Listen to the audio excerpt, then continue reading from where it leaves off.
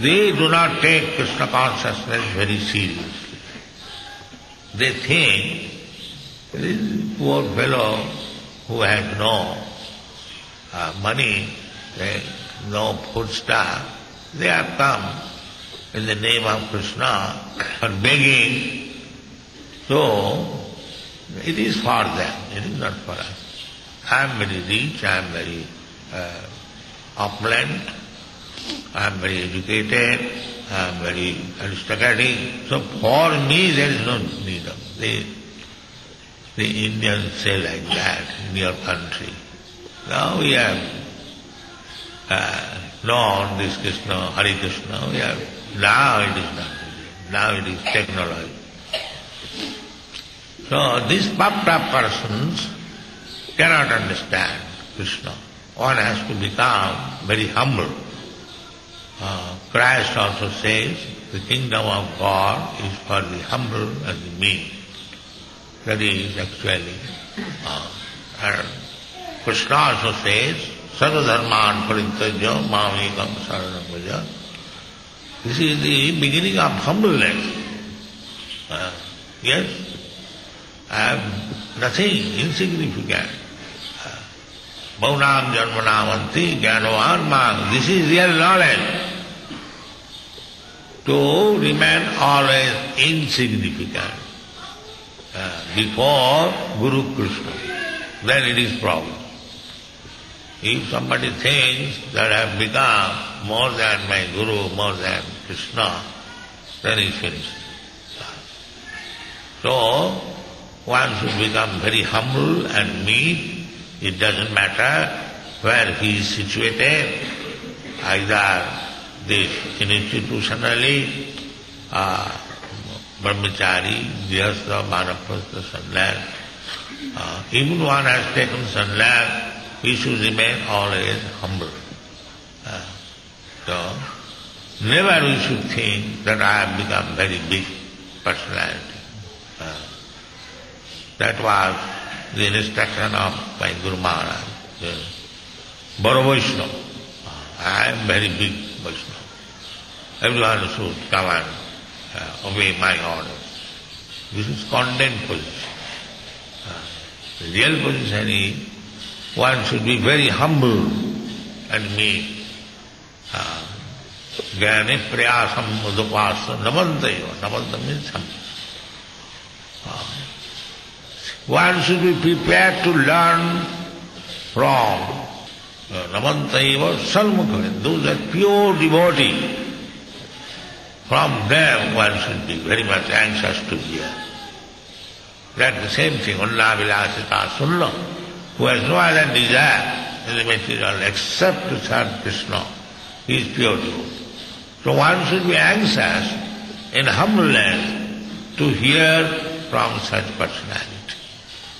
It doesn't require to change. There are so many questions sometimes whether it is necessary to take sannyas. It is, by the routine work, it is necessary. But if one is serious, so for him it is not necessary.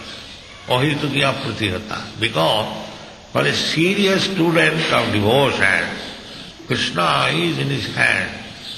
So, anyway, even if you are a sannyasi or grihastha or vanaprastha, it doesn't matter.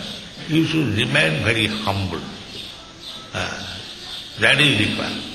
Kanestita, and you should hear from the realized soul in humbleness. Then, Krishna, the great, he will be conquered by him. So, Prahlad Maharaj was that type of Mahabhagavatam.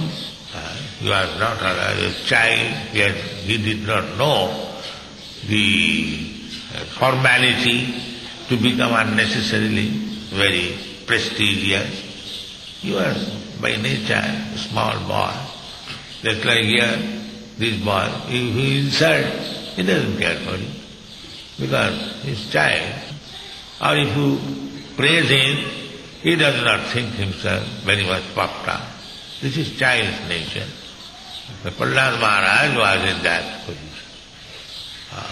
He didn't care. His father wanted to chastise him in so many ways. He didn't care. And he always said, he is my father. He is joking. That's all. This is simplicity. This simplicity is very valuable. The Prahlad Maharaj was in that position. Therefore Brahma selected him.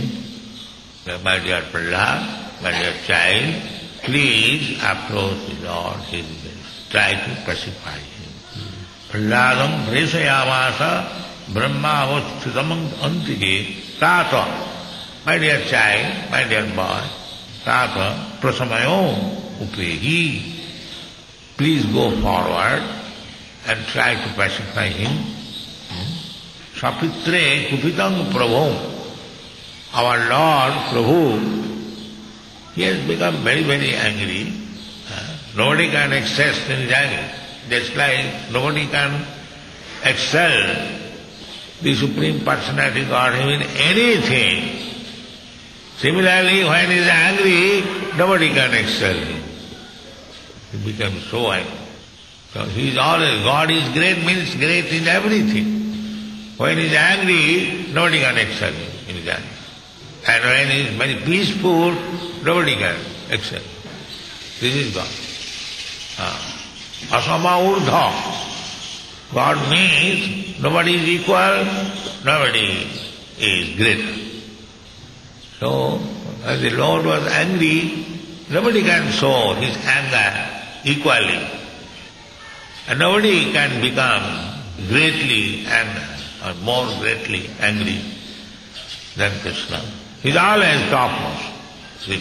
So such anger was exhibited. Why? Now, it is said, Sapitre kupitam. He is inducing, Brahma inducing that we never seen the Lord so angry, but it is on account of your father, so it is your duty, go there. The child will accept, yes, my father committed so many offenses, therefore it is my duty to pacify the Lord. Therefore he is reminding, because he was a child. My dear child, it is for your father he has become so angry. So it is your duty, go and pacify. So, there is every word in Bhagavad that is meaning. Sapitre kupitam prabhu. Don't think that it is our duty, it is your duty.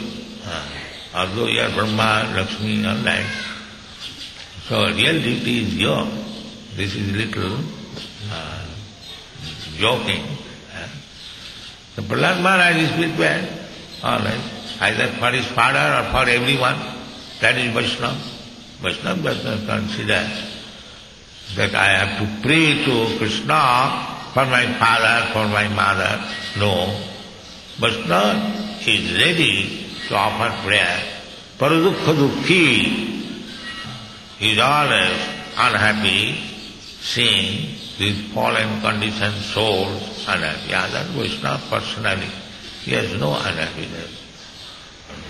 Naimad vijay paradurattaya vaitaranya. That will be explained.